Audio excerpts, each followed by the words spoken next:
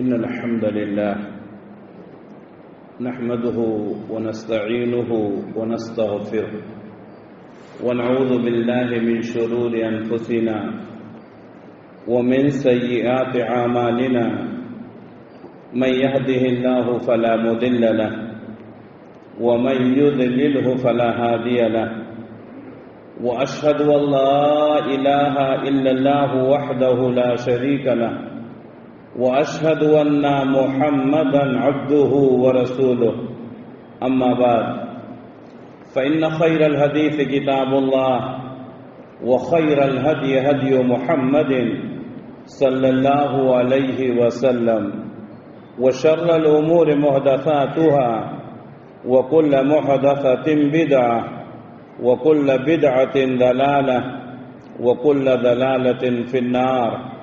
فأعوذ بالله السميع العليم من الشيطان الرجيم. بسم الله الرحمن الرحيم. قاف والقرآن المجيد بل عجبوا أن جاءهم منذر منهم فقال الكافرون هذا شيء عجيب أئذا متنا وكنا ترابا ذلك رجع بعيد قد علمنا ما تنقص الأرض منهم وعندنا كتاب حفيظ بل كذبوا بالحق لما جاءهم فهم في أمر مريج. يا أيها الذين آمنوا اتقوا الله حق تقاته ولا تموتن إلا وأنتم مسلمون. يا أيها الناس اتقوا ربكم الذي خلقكم من نفس واحدة وخلق منها زوجها وبث منهما رجالا كثيرا ونساء واتقوا الله الذي تساءلون به والأرحام إن الله كان عليكم رقيبا. يا أيها الذين آمنوا اتقوا الله وقولوا قولا سديدا يصلح لكم أعمالكم ويغفر لكم ذنوبكم ومن يطع الله ورسوله فقد فاز فوزا عظیما. محترم حاضرین، ہر طرح کی تعریف و توصیف، عزت اور بڑائی اس اللہ رب العالمین کے لیے لائق اور زیبا ہے جو سارے جہان کا اکیلا خالق ہے، مالک ہے، حاکم ہے، رازق ہے، جس کے ہاتھ میں پوری دنیا کی بادشاہت ہے اور جو اپنے عرش پر ہوتے ہوئے پوری کائنات کا نظام چلا رہا ہے. بعدہ اس کے تمام نبیوں اور رسولوں پر درود و سلام نازل ہوں، خصوصاً آخری نبی حضرت محمد مصطفیٰ صلی اللہ علیہ وسلم پر، جو آخری نبی، آخری رسول، آخری پیغمبر بنا کر اس دنیا کے لیے بھیجے گئے، جن کے بعد اب قیامت تک کوئی نبی آنے والا نہیں ہے. محترم حاضرین، اس سے پہلے موت کا منظر، قبر کی زندگی، قیامت کب آئے گی جیسے اہم عناوین پر خطبات جمعہ آپ نے سماعت فرمایا. آج کے خطبے میں میدان محشر کی ہولناکیاں اس سلسلے میں گفتگو ہوگی اور یہ گفتگو آئندہ خطبات میں بھی چلے گی انشاءاللہ. مرنے کے بعد مسلمان کا عقیدہ ہے کہ انسان کی زندگی ختم نہیں ہوتی ہے، بلکہ محشر کی زندگی میں برزخ کی زندگی میں چلے جاتا ہے. اور برزخ کی زندگی کیسی ہوگی، قبر کی زندگی میں اس تعلق سے گفتگو ہو چکی ہے. ایک دن ایسا ہوگا کہ یہ دنیا ختم ہو جائے گی، اللہ کے علاوہ تمام مخلوقات کو فنا کے گھاٹ اتار دیا جائے گا، جسے قیامت کہتے ہیں. پھر اس کے بعد اللہ تبارک و تعالی تمام مخلوقات کو دوبارہ زندہ کرے گا، حساب و کتاب لے گا. حساب و کتاب کے لیے اللہ تعالی جس میدان میں لوگوں کو اکٹھا کرے گا اس کو میدان محشر کہتے ہیں. محشر کے معنی اکٹھا ہونے کی جگہ. اس میدان کو میدان محشر اس لیے کہتے ہیں کہ وہاں تمام لوگوں کو اکٹھا کیا جائے گا۔ محشر کی زمین کہاں ہے؟ اس تعلق سے بہت سارے لوگوں کا عقیدہ ہے کہ عرفات کے میدان میں اکٹھا کیا جائے گا، جبکہ یہ بات غلط ہے۔ اس سے پہلے جمعہ کے خطبے میں بھی میں واضح کر چکا ہوں کہ عرفات کے میدان میں جو لوگ یہ دعا کرتے ہیں کہ ایک دن یہاں سب کو اکٹھا ہونا ہے، یہاں حساب و کتاب لینا ہے، یہ بات غلط ہے۔ قرآن سے حدیث سے اس کا ثبوت نہیں ہے۔ البتہ صحیح حدیث یہ ہے، اللہ کے نبی صلی اللہ علیہ وسلم نے فرمایا کہ شام کی سرزمین میں، شام کی سرزمین میں لوگوں کو اللہ اکٹھا کرے گا۔ یعنی محشر کا میدان کہاں ہے؟ ملک شام میں ہے۔ اس طریقے سے محشر کی ہولناکی کیا ہوگی، اس کی ہولناکیوں کے تعلق سے بہت ساری باتیں قرآن و حدیث میں ذکر ہیں، لیکن 2-3 باتوں کی طرف میں اشارہ کرتا ہوں۔ محشر کا وہ دن جو ہوگا وہ 50,000 سال کے برابر ہوگا۔ 50 سال نہیں، 50,000 سال کے برابر ہوگا۔ اللہ تبارک و تعالیٰ نے سورۃ المعارج کے اندر فرمایا تعرج الملائکۃ والروح الیہ، فرشتے چڑھیں گے، جبریل امین چڑھیں گے اس کی طرف، یعنی اللہ کی طرف۔ کان مقدارہ 50,000 سنہ، اس ایک دن کی مقدار کتنی ہوگی؟ 50,000 سال کی ہوگی۔ یعنی جس دن اللہ تعالیٰ حساب و کتاب لے گا، محشر کے میدان میں لوگوں کو اکٹھا کیا جائے گا، اس کی مقدار کتنی ہوگی؟ 50,000 سنہ، 50,000 سال۔ یہ واقعہ آپ کو سورۃ المعارج کے اندر مل جائے گا۔ ہماری زندگی کتنی ہے؟ 40 سال، 50 سال، 60 سال، 70 سال، بہت ہو گیا تو 100 سال، لیکن 50,000 سال ہم کو محشر کے میدان میں کھڑے ہونا پڑے گا۔ پیارے نبی صلی اللہ علیہ وسلم فرماتے ہیں سب کے سب ننگے ہوں گے۔ آج انسان مختلف قسم کے جوڑے پہنتا ہے، کچھ لوگ قیمتی پہنتے ہیں، کچھ لوگ سستا جوڑا پہنتے ہیں، لیکن قیامت کا وہ منظر ہوگا، سارے لوگ برہنہ ہوں گے۔ حضرت عائشہ صدیقہ رضی اللہ تعالیٰ عنہا اللہ کے نبی صلی اللہ علیہ وسلم سے سوال کرتی ہیں کہ حضور یہ بتائیے کیا عورتیں بھی برہنہ ہوں گی؟ ہمارے نبی نے فرمایا ہاں، سب برہنہ ہوں گے، کسی کے جسم پر کوئی کپڑا نہیں ہوگا۔ ام المومنین حضرت عائشہ صدیقہ رضی اللہ تعالیٰ عنہ کہتی ہیں حضور عورتیں تو شرم سے مر جائیں گی۔ ہمارے نبی نے فرمایا عائشہ کیسی باتیں کرتی ہو، اس وقت انسان غموں میں اس قدر نڈھال ہوگا کوئی کسی کی طرف دیکھنے کی جرات ہی نہیں کرے گا۔ ہر انسان نفسی کے عالم میں ہوگا، کوئی کسی کی طرف نہیں دیکھے گا۔ وہی برہنہ ہو، کپڑا پہن کر ہو، کیا فرق پڑتا ہے؟ سارے لوگ برہنہ ہوں گے۔ سب سے پہلے جس انسان کو عزت کا لباس پہنایا جائے گا وہ حضرت ابراہیم علیہ السلام۔ اگر میں آپ سے پوچھوں تو اکثر لوگ یہی کہیں گے کہ اللہ کے نبی صلی اللہ علیہ وسلم، لیکن صحیح حدیث ہے، ہمارے نبی نے فرمایا سب سے پہلے جس انسان کو عزت کا لباس پہنایا جائے گا وہ کون ہے؟ حضرت ابراہیم علیہ السلام۔ اس کے بعد مختلف انبیاء کو پہنایا جائے گا۔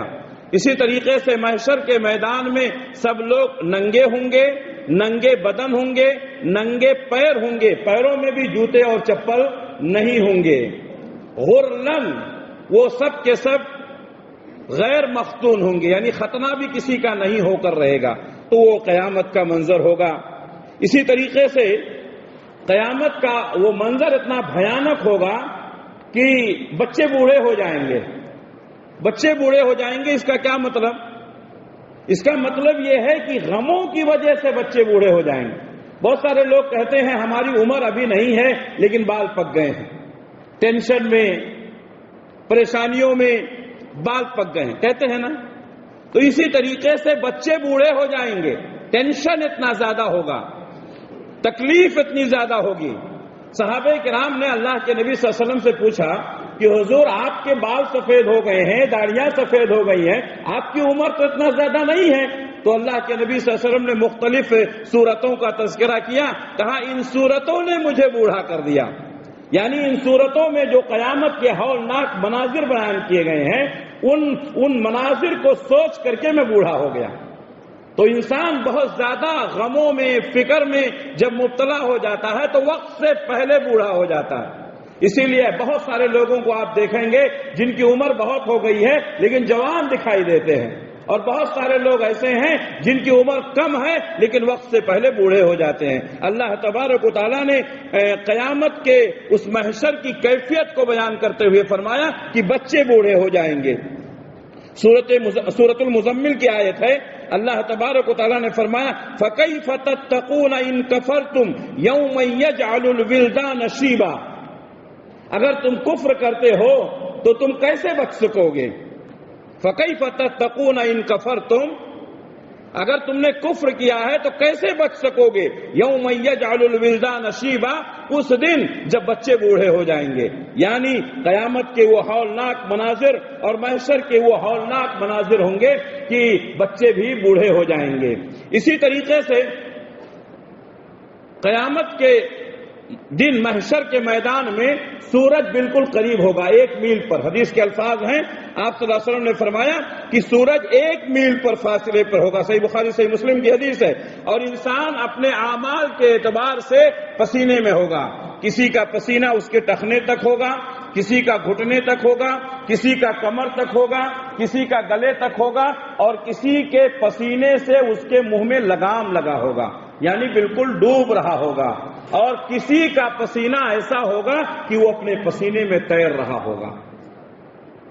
ہم کو بھی، آپ کو بھی، سب کو اس محشر کے میدان میں جانا ہے۔ یہ چند دن کی زندگی ہے، 30 سال، 40 سال، 50 سال، زیادہ سے زیادہ 100 سال، اس ایک دن کی مقدار 50,000 سال ہے۔ سوچیں کہ اللہ تبارک و تعالیٰ کے سامنے ہم کو کھڑا ہونا ہے۔ سورج 1 میل پر فاصلے پر ہوگا، انسان اپنے اعمال کی وجہ سے اپنے پسینوں میں ہوگا، اس دن کوئی سایہ نہیں ہوگا، اس دن پانی پینے کے لیے، یہ پانی جو ہوگا یہ پسینہ ہوگا، پانی پینے کے لیے کوئی انتظام نہیں ہوگا۔ اللہ تبارک و تعالیٰ کچھ خوش نصیب لوگوں کو اس دن پانی پلائے گا، پانی کا بھی انتظام کرے گا، سائے کا بھی انتظام کرے گا۔ پانی والا انتظام میں بعد میں بتاؤں گا، صرف سائے کے تعلق سے آج گفتگو ہوگی۔ جب سورج 1 میل کے فاصلے پر ہوگا، سورج کی تپش سے لوگ تپ رہے ہوں گے، انسان اپنے پسینوں میں ڈوب رہا ہوگا۔ پیارے نبی صلی اللہ علیہ وسلم فرماتے ہیں، صحیح بخاری کی حدیث ہے، سبعۃ یظلھم اللہ فی ظلہ یوم لا ظل الا ظلہ، 7 قسم کے خوش نصیب ہوں گے جن کو اللہ تعالیٰ اپنے عرش کے سائے میں جگہ دے گا، جس دن اللہ کے سائے کے علاوہ کوئی سایہ نہیں ہوگا۔ ہم اللہ سے دعا کرتے ہیں کہ اللہ تبارک و تعالیٰ محشر کے میدان میں ہم تمام کو اللہ تبارک و تعالیٰ اپنے عرش کا سایہ نصیب فرمائے، اور وہ اوصاف جو اللہ کے نبی صلی اللہ علیہ وسلم نے بیان کیے ہیں، ہمیں ان اوصاف کو اپنانے کی اور اس پر عمل کرنے کی توفیق عنایت فرمائے۔ پہلی صفت، پہلا خوش نصیب جو ہوگا وہ اس کے بارے میں اللہ کے نبی نے فرمایا، امام عادل، انصاف کرنے والا بادشاہ۔ کسی کو حکمرانی مل گئی، بادشاہت مل گئی، اب اس کا کام کیا ہے؟ اپنی رعایا کے درمیان انصاف کرے۔ اگر کوئی حکمراں اپنے رعایا کے درمیان انصاف نہیں کرتا ہے تو وہ اللہ کے عرش کے سائے سے محروم ہوگا۔ خود بھی حکمرانی کرتے وقت عدل و انصاف سے کام لے، اس کے ماتحتین جو ہیں، جو مختلف عہدوں پر فائز ہیں، جج ہیں، قاضی ہیں، جو بھی ہیں، ان کو بھی یہ حکم، یہ فرمان جاری کرے کہ عوام کے ساتھ ناانصافی نہیں ہونی چاہیے۔ مسلمانوں نے دنیا کے بڑے حصے پر حکومت کی، حکمرانی کی، اور پوری دنیا کو عدل و انصاف کے ساتھ بھر دیا۔ اگر میں تاریخ کے ان اوراق کو پلٹوں تو جمعہ کا یہ مختصر وقت اس بات کا متحمل نہیں ہے کہ ان تاریخ کے اوراق کو پلٹ کر کے ان واقعات کو آپ کے سامنے ذکر کروں۔ میرے بھائیوں، مسلمانوں نے اسلامی تاریخ میں ایسے کارنامے انجام دیے، عدل و انصاف کی وہ مثال قائم کی کہ آج غیر مسلم بھی یہ کہتے ہیں کہ اگر حکمرانی کرنی ہے تو حضرت عمر بن خطاب رضی اللہ تعالیٰ عنہ کی طرح سے عدل و انصاف کیا جائے۔ حضرت داؤد علیہ السلام کو اللہ تبارک و تعالیٰ نے فرمایا کہ اے داؤد، ہم نے آپ کو حکمرانی دی ہے، لہذا آپ لوگوں کے درمیان انصاف سے کام لیں اور خواہشات کی اور شہوات کی اتباع نہ کریں۔ معلوم یہ ہوا کہ کوئی آدمی جب کسی کے درمیان فیصلہ کرتا ہے، اگر ثبوتوں کی بنیاد پر اور دلائل کی بنیاد پر فیصلہ کرے گا تو وہ فیصلہ صحیح اور درست ہوگا، لیکن اگر اس کے شہوات غالب آ گئے تو وہ لوگوں کے ساتھ ناانصافی کرے گا۔ اللہ تبارک و تعالیٰ نے داؤد جیسے پیغمبر کو یہ حکم دیا کہ ہم نے آپ کو خلیفہ بنایا ہے، ہم نے آپ کو نبی اور رسول بنایا ہے، حکمرانی عطا کی ہے، لہذا آپ لوگوں کے درمیان فیصلے کے ساتھ کام کریں۔ پیارے نبی صلی اللہ علیہ وسلم کو بھی اللہ تبارک و تعالیٰ نے یہی حکم دیا کہ اللہ نے جو فرمان نازل کیا ہے اسی فرمان کے مطابق آپ لوگوں کے درمیان فیصلہ کریں۔ اور اللہ نے فرمایا وَلَا يَجْرِمَنَّكُمْ شَنَآنُ قَوْمٍ أَلَّا تَعْدِلُوا اعْدِلُوا هُوَ أَقْرَبُ لِلتَّقْوَىٰ۔ اے نبی، کسی قوم کی دشمنی تم کو اس بات پر مجبور نہ کر دے کہ تم اس کے ساتھ ناانصافی کرو۔ اعْدِلُوا هُوَ أَقْرَبُ لِلتَّقْوَىٰ، انصاف کے ساتھ کام لو، یہی تقویٰ سے زیادہ قریب ہے۔ انبیاء کرام کو بھی اللہ تعالیٰ نے انصاف کرنے کا حکم دیا۔ جو لوگ انصاف کرتے ہیں دنیا میں بھی اللہ تبارک و تعالیٰ انہیں مضبوط حکومتیں عطا کرتا ہے۔ جو لوگوں کے ساتھ ناانصافی کرتے ہیں ان کی حکومتیں متزلزل ہو جاتی ہیں۔ اور آپ یہ سن لیں، جو حکومتیں لوگوں کے ساتھ ناانصافیاں کرتی ہیں وہ زیادہ دنوں تک براجمان نہیں رہ سکتی ہیں۔ یہ اللہ کا قانون ہے، یہ دستور ہے۔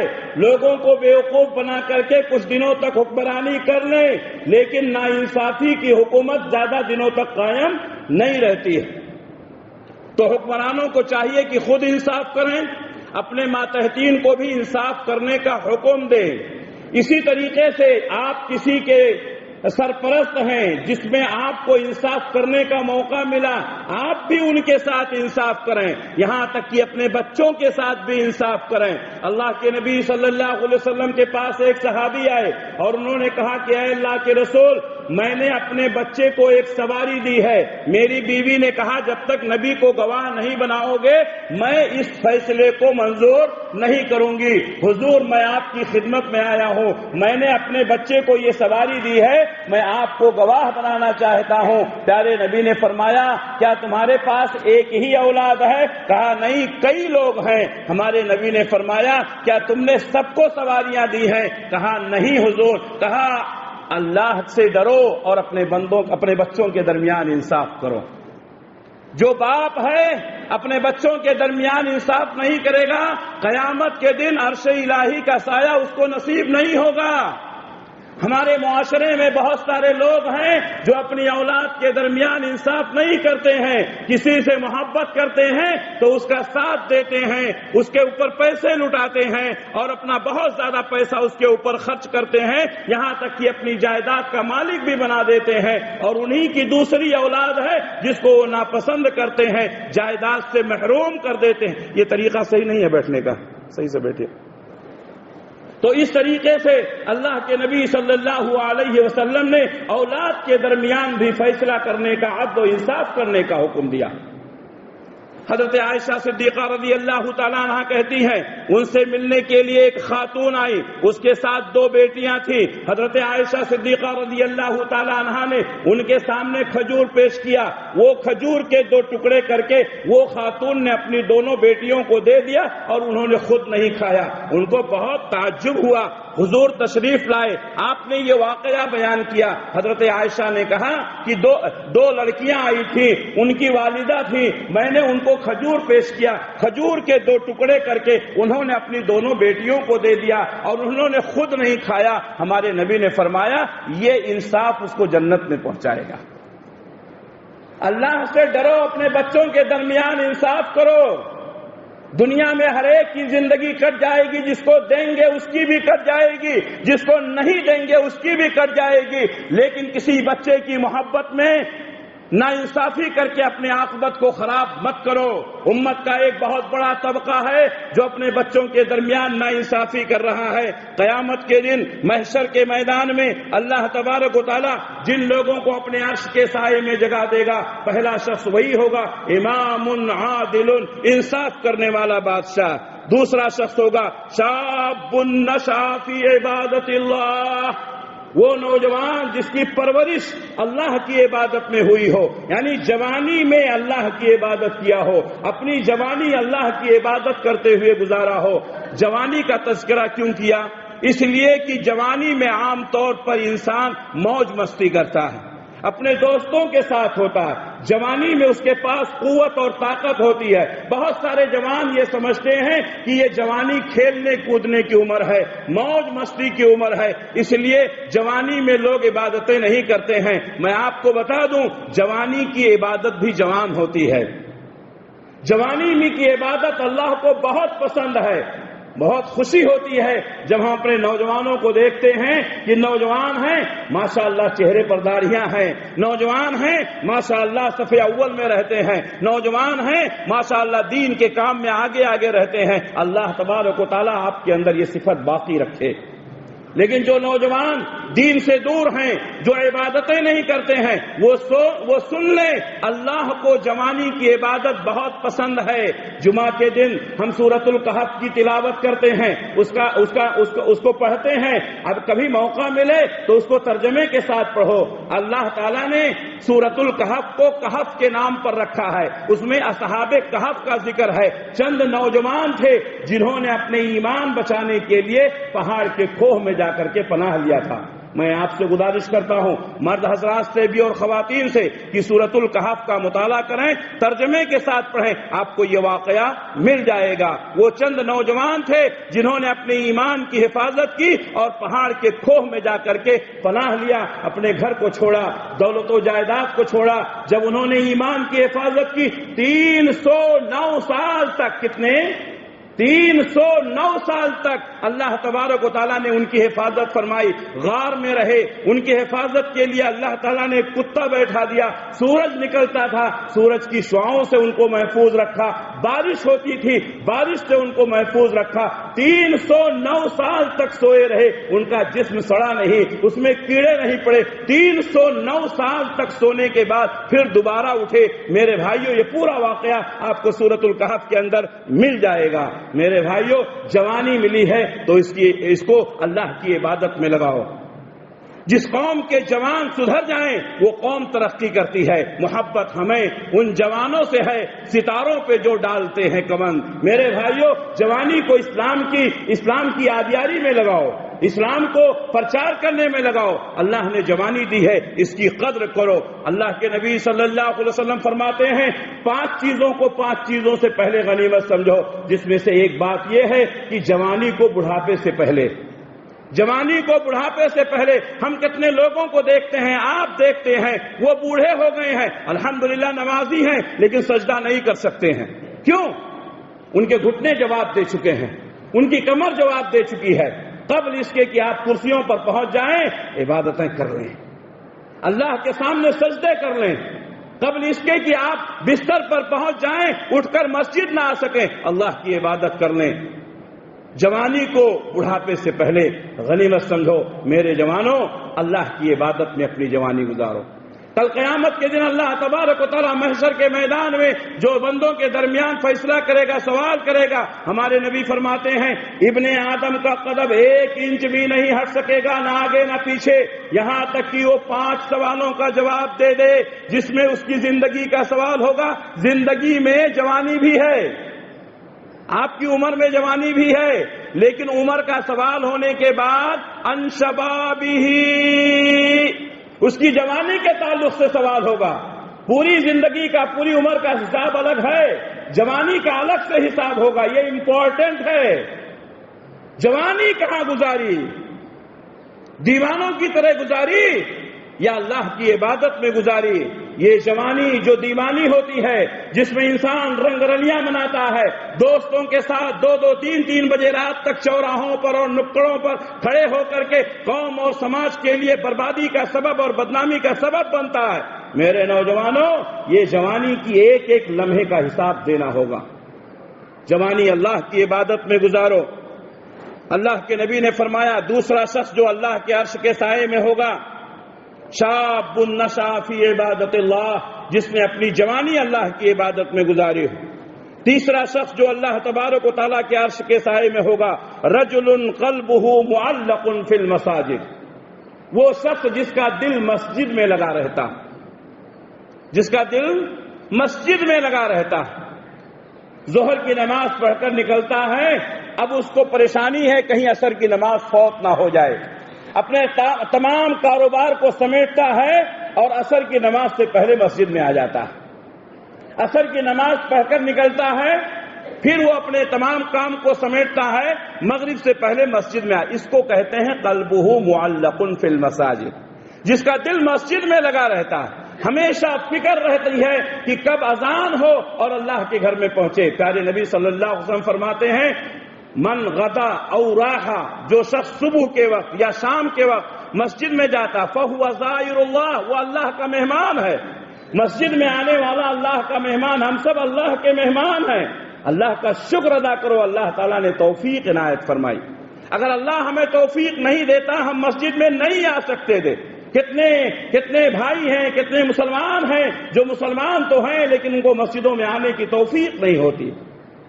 تو وہ شخص جس کا دل مسجد میں لگا رہتا، ہمیشہ فکر مند رہتا ہے کب اذان ہو مسجد میں پہنچ جائے، اس کی نماز نہ چھوٹنی پائے، اس کی رکعت نہ چھوٹنے پائے۔ بہت سارے لوگ ہیں جو نمازوں کا اہتمام نہیں کرتے ہیں۔ نماز فرض ہے، قیامت کے دن سب سے پہلے نماز کے متعلق سوال کیا جائے گا۔ قیامت کے دن سب سے پہلے نماز کے متعلق سوال کیا، نمازوں کی پابندی کرو۔ جو شخص نماز نہیں پڑھتا ہے وہ مسلمان نہیں ہے۔ اولی پرسش نماز بوت، روز محشر کی جاں گداز بوت، اولی پرسش نماز بوت، محشر کا میدان جب انسان کے جسم کے اس کے دلوں کو گلا دینے والا ہوگا، سب سے پہلے نماز کے متعلق پوچھا جائے گا۔ تیسرا شخص جو اللہ کے عرش کے سائے میں جگہ پائے گا وہ کون ہوگا؟ جو اس کا دل مسجد میں لگا رہتا ہے۔ رجل قلبہ معلق فی المساجد، وہ شخص جس کا دل مسجد میں لٹکا رہتا ہے۔ چوتھا شخص جس کو اللہ تبارک و تعالیٰ اپنے عرش کے سائے میں جگہ دے گا، رجلان تحابا فی اللہ اجتمعا علیہ وتفرقا علیہ، وہ دو انسان جو اللہ کے لیے محبت کرتے ہیں، جمع ہوتے ہیں تو اللہ کے لیے، جدا ہوتے ہیں تو اللہ کے لیے، یعنی اللہ کی خاطر ایک دوسرے سے محبت کرنے والا۔ ہم آپ کی رشتہ دار نہیں ہیں، آپ ہمارے رشتہ دار نہیں ہیں، پھر بھی ہم ایک دوسرے سے محبت کرتے ہیں۔ کیوں؟ اللہ کی رضا کے لیے، اللہ کی رضا کے لیے۔ وَرَجُلَانِ تَحَابَّا فِي اللَّهِ اجْتَمَعَا عَلَيْهِ وَتَفَرَّقَا عَلَيْهِ، ایسے دو لوگوں کو اللہ تبارک و تعالیٰ اپنے عرش کے سائے میں جگہ دے گا جو اللہ کی خاطر اکٹھا ہوتے ہیں اور اللہ ہی کے نام پر جدا ہوتے ہیں۔ میرے بھائیوں، محبت کرو تو اللہ کے لیے، نفرت کرو تو اللہ کے لیے، اس لیے اللہ کے بندوں سے محبت کرو۔ پیارے نبی نے فرمایا لا تصاحب الا مؤمنا ولا ياكل طعامك الا تقي، مومنوں سے دوستی کرو اور متقیوں کو کھانا کھلاؤ۔ مومن سے دوستی کرو گے اس کا فائدہ دنیا میں بھی ہوگا اور آخرت میں بھی ہوگا، متقیوں کو کھانا کھلاؤ گے اس کا فائدہ دنیا میں بھی ہوگا آخرت میں بھی ہوگا، لیکن بہت سارے لوگ اس کا خیال نہیں کرتے ہیں۔ پانچواں شخص جس کو اللہ تبارک و تعالیٰ اپنے عرش کے سائے میں جگہ دے گا، وَرَجُلٌ طَلَبَتْهُ امْرَأَةٌ ذَاتُ مَنْصَبٍ وَجَمَالٍ فَقَالَ إِنِّي أَخَافُ اللَّهَ، ایک ایسا شخص جس کو ایک عورت نے بلایا بدکاری کے لیے، ذات و منصب و جمال، کوئی بازاری عورت نہیں تھی، وہ ذات و منصب و جمال، بڑے عہدے پر تھی، بڑے عہدے پر تھی، خوبصورت بھی تھی۔ آپ سوچیں کہ ایک ایسی عورت جو بڑے عہدے پر ہو، خوبصورت بھی ہو اور وہ خود بدکاری کے لیے بلائے، تین باتیں اس میں ہیں، حسین اور خوبصورت بھی ہے، بڑے عہدے پر بھی ہے اور بدکاری کی طرف خود بلا رہی ہے۔ ایسی جگہ پر اپنی ایمان کی حفاظت کرنا بہت مشکل ہوتی ہے، لیکن مثالیں موجود ہیں۔ پڑھیے قرآن، حضرت یوسف علیہ السلام کو عزیز مصر کی بیوی نے پھسلایا، ذات و منصب و جمال، وہ خوبصورت بھی ہے، حسین بھی ہے اور بڑے عہدے پر بھی، ملکہ وقت ہے، اس نے یوسف علیہ السلام کو پھسلایا. وغلقت الابواب وقالت حیت لک، دروازوں کو بند کر دیا اور کہا یوسف آ جاؤ، کوئی نہیں ہے. یوسف علیہ السلام نے کہا معاذ اللہ، اللہ کی پناہ. یوسف علیہ السلام حسین تھے، خوبصورت تھے، عزیز مصر کے گھر میں تھے، بیوی نے خود بلایا تھا، حسین اور خوبصورت بھی تھی، ملکہ وقت تھی، لیکن یوسف علیہ السلام نے منہ نہیں لگایا. میرے بھائیوں، اللہ سے ڈرو، اللہ سے ڈرو، اور اللہ تبارک و تعالیٰ نے جن چیزوں کو حرام کیا ہے ان حرمتوں کو پامال نہ کرو. حضرت یوسف علیہ السلام کو یاد کر لیا کرو. کتنے نوجوان ہیں جو اپنی جوانی کو برباد کر چکے ہیں، کتنے لوگ ہیں جنہوں نے زناکاری کر کے اپنے آپ کو گنہگار بنا لیا. وَرَجُلٌ طَلَبَتْهُ امْرَأَةٌ ذَاتُ مَنْصَبٍ وَجَمَالٍ فَقَالَ إِنِّي أَخَافُ اللَّهَ. اللہ کے نبی صلی اللہ علیہ وسلم ایک حدیث میں فرماتے ہیں کہ 3 آدمی کہیں جا رہے تھے، مشہور حدیث ہے. زور کی بارش ہونے لگی، وہ ایک غار میں پناہ لیے. جب بارش نکل گئی، غار سے نکلنا چاہتے تھے، لیکن اتنا بھاری پتھر سامنے آ گیا کہ اس کو ڈھکیل نہیں سکتے. تینوں نے اپنی اپنی نیکیوں کو یاد کیا اور کہا اپنی اپنی نیکیوں کو یاد کر کے اللہ سے دعا کرو. اس میں سے ایک شخص جو تھا اس نے کہا کہ اے اللہ، تجھے معلوم ہے میری رشتہ دار تھی، میرے چچا کی لڑکی تھی، میں اس پر بہت عاشق تھا، اس کے حسن پر میں فریفتہ تھا. میں نے کئی بار اس کو بلایا لیکن اس نے منہ نہیں لگایا. لیکن غربت اور افلاس نے اس کو مجبور کیا. وہ میرے پاس آئی اور اس نے مجھ سے کچھ درہم ادھار مانگے. میں نے اس کو وہ پیسے دے دیے. میں نے کہا اس کو لوٹانے کی ضرورت نہیں ہے. میں نے اس کی مجبوری کا فائدہ اٹھانا چاہا. میں نے سوچا کہ اب مجبور ہو گئی ہے، کیوں نہ اس کے جسم سے فائدہ اٹھایا جائے. میں نے پیسہ دے دیا اور کہا رات کو میرے کمرے میں آ جانا، رات کو میرے بستر پر آ جانا. مجبور، لاچار. کاد الفقر ان یکون کفرا، فقیری آدمی کو کفر تک پہنچا دیتی ہے. اللہ ہم سب کو محتاجگی سے محفوظ رکھے.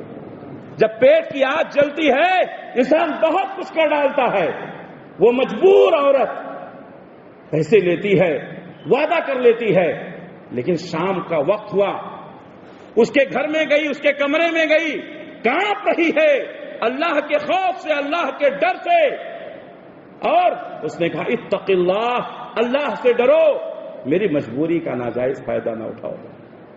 اس شخص نے کہا، اس عورت، اس لڑکی کے اس جملے نے مجھے جھنجھوڑ کر رکھ دیا. میرے بھائیوں، کبھی کبھی ایک جملہ انسان کی زندگی کے اندر انقلاب برپا کر دیتا ہے. ایک جملہ صرف کہتا ہے زندگی بھر میں اس کا عاشق رہا، موقع نہیں ملا، آج موقع مل گیا تھا، میں نے پیسے دیے تھے، میرے کمرے میں تھی، میرے بستر پر تھی، میں چاہتا تو اس کے جسم سے فائدہ اٹھا سکتا تھا، لیکن اس نے جو جملہ کہا اس نے میرے کان کے سوراخوں کو چیرتے ہوئے میرے دل کے اندر ایک ہیجان برپا کر دیا. کہا اتق اللہ، اللہ سے ڈرو. میرے بھائیوں، ایک جملہ انسان کی زندگی کے اندر انقلاب برپا کر دے. اگر ہمارے دلوں میں اللہ کا خوف ہے، ہمارے دلوں میں اللہ کا ڈر ہے، وہ شخص کہتا ہے، اس کا ایک جملہ میرے جسم کے اندر ہیجان برپا کر دیا. میں نے کہا جا، میں نے تجھے معاف کر دیا، وہ پیسے بھی میں نے تجھے دے دیے. میرے بھائیوں، دل سے جو آواز نکلتی ہے اثر رکھتی ہے. دل سے جو آواز نکلتی ہے اثر رکھتی ہے، پر نہیں طاقت پرواز مگر رکھتی ہے. میرے بھائیوں، اگر دل صحیح ہو جائے اللہ تبارک و تعالیٰ زندگیاں سنوار دیتا. اپنے دلوں کو صاف کر لو.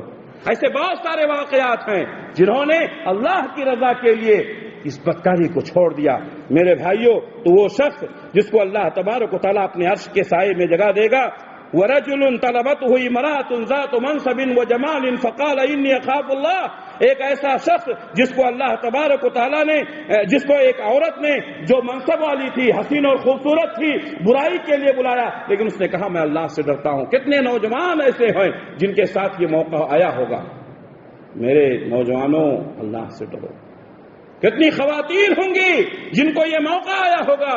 میری ماں بہنوں، اللہ سے ڈرو، اللہ کی حرمتوں کو پامال نہ کرو.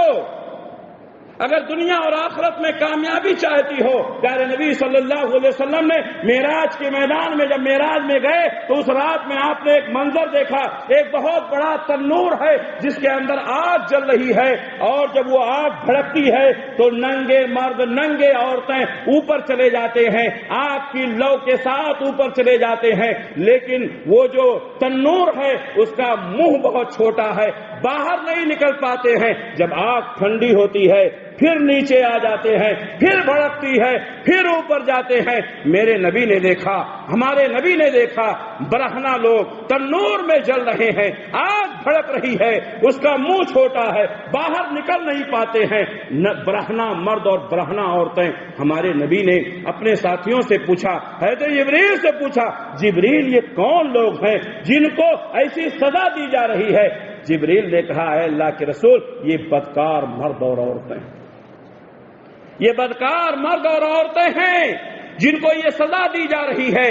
ایک اور حدیث سنتے چلیے، پیارے نبی صلی اللہ علیہ وسلم فرماتے ہیں کہ ہم اس کو اکثر رمضان کے موقع پر اس حدیث کو بیان کرتے ہیں۔ ہمارے نبی صلی اللہ علیہ وسلم نے فرمایا کہ حضرت جبریل آئے میرے پاس اور ان کے ساتھ ایک اور فرشتہ آیا اور کہا پہاڑ پر چڑھو، گھاٹی پر۔ میں نے کہا میں نہیں چڑھ سکتا ہوں، انہوں نے کہا ہم آسان بنا دیں گے۔ پھر ان کو اٹھایا گیا، نبی صلی اللہ علیہ وسلم کو سہارا دیا گیا، پہاڑ کی چوٹی پر پہنچے، گھاٹی کے چوٹی پر پہنچے، دیکھا کہ کچھ عورتیں ہیں جو برہنہ ہیں اور ان کے پستان میں کانٹا لگا کر کے ان کو زمین اور آسمان کے بیچ میں لٹکا دیا گیا ہے۔ جس طریقے سے ایک قصاب گوشت کو بیچنے کے لیے کانٹے میں لگا کر کے اپنی دکان میں لگا دیتا ہے تاکہ وہاں سے گزرنے والا دیکھے گوشت اچھا ہے اور جا کے خرید لے، میرے بھائیوں اسی طریقے سے عورتوں کے پستان میں کانٹے لگا کر کے بیچ میں آسمان اور زمین کے بیچ میں لٹکا دیا گیا ہے۔ ہمارے نبی نے پوچھا یہ کون عورتیں ہیں، برہنہ ہیں، ان کی حالت ایسی کیوں ہے؟ حضرت جبریل نے کہا، اے اللہ کے رسول، یہ بدکار عورتیں ہیں، یہ بدکار عورتیں ہیں جو اپنے شوہروں کو چھوڑ کر کے دوسروں کے بستروں کو گرم کیا کرتی تھی۔ میرے بھائیوں، میری ماں اور بہنوں، اللہ سے ڈرو۔ باقی باتیں انشاءاللہ آئندہ خطبے میں ہوں گی۔ اللہ سے دعا ہے کہ اللہ رب العالمین ہم تمام لوگوں کو اللہ سے ڈرنے کی توفیق عنایت فرمائے۔ کل محشر کے میدان میں جب اللہ کے عرش کے سائے کے علاوہ کوئی سایہ نہیں ہوگا، اللہ ہم سب کو عرش کا سایہ نصیب فرمائے۔ جب محشر کے میدان میں پینے کے لیے ہم ترس رہے ہوں گے، زبان حلق سے باہر نکل رہی ہوگی، اللہ ہم سب کو کوثر کا جام نصیب فرمائے۔ اللہ ہم سب کو سچا پکا مسلمان بنائے، جب تک دنیا میں رکھے اسلام پر قائم رکھے، خاتمہ ہو تو ایمان بالخیر پر ہو۔ ربنا تقبل منا انك انت السميع العليم وتب علينا انك انت التواب الرحيم برحمتك يا ارحم الراحمين آمين۔